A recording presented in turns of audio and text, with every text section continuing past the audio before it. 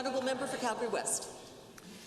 Thank you, Madam Speaker. 1 year ago, Sean Wren, a chronic offender who was out on bail, shot and killed Constable Wynne and injured Auxiliary Constable Bond. A report on this tragic fatality prompted a review of Alberta's bail hearing system.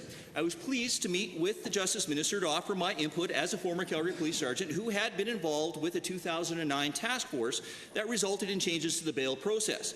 So to the Justice Minister, given that you expected to have the report by the end of February and it is now March, do you have the report, and if you do, will you commit to immediately releasing it? Honourable Minister of Justice. Thank you very much, Madam Speaker, and to the member for the absolutely critical question. Well, of course, this government committed to do a review of the bail process because we felt it was incredibly important to be sure to balance both officer safety on one hand and the rights of individuals brought into conflict with the justice system on the other hand. As a result, we put in place a process that's taken some time to move forward, and we will be examining the recommendations that have come forward so that we can move forward in a careful and prudent way because these interests are so fundamental. Thank you, Madam Speaker.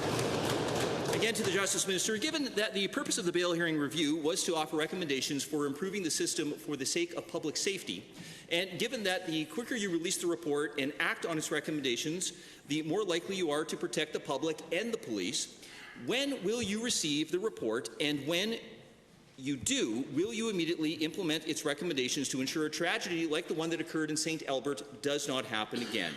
Why the delay, Minister?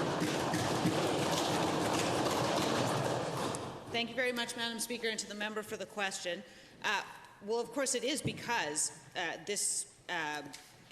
these interests are so fundamental and so important, and that the safety of our frontline workers and our public is so important to us, that we're going to take the time we need to ensure that we understand what the recommendations are and what the best way to move forward to implement those while safeguarding the rights of offenders is. Thank you. Thank you, Minister, and thank you, Madam Speaker. Given that a workplace investigation into the shooting found the RCMP breached federal health and safety rules because the officers' radios could not transmit from inside the casino building, and given that other Alberta police services also face radio transmission problems, which can put officers and members of the public at risk, communication is key in these situations, Minister. What measures have you taken to ensure that all police services in Alberta are able to fully rely on their radios? Thank you. Thank you very much, Madam Speaker, and to the member for the question. Well, of course, the safety of our frontline officers is of paramount importance to this government. All people should be able to go to work and return home safely. The government is in the process of moving forward on the Alberta First Responders radio communication system, which is slated to start coming online later this year. And as services transition onto that radio communication service, those communications should be improved. Thank you.